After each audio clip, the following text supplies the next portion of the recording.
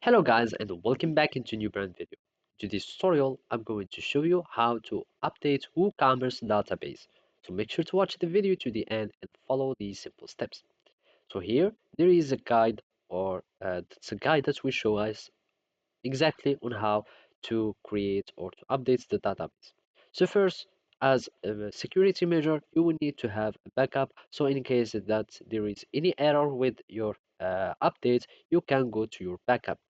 So now you can add a backup plugin and then you can start backup in your for your database.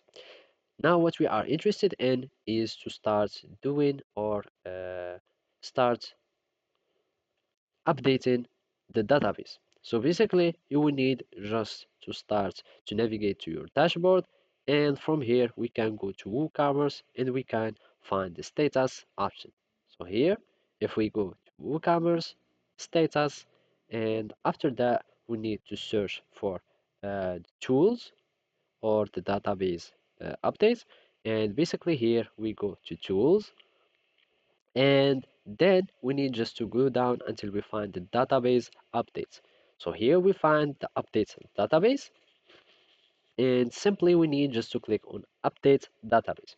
So as you can see, this tool will update your WooCommerce database to the latest version, and make sure that you have some backups before proceeding so there is no conflicts between the records, etc., or between the versions, so that you have your website that will still running correctly in for your store.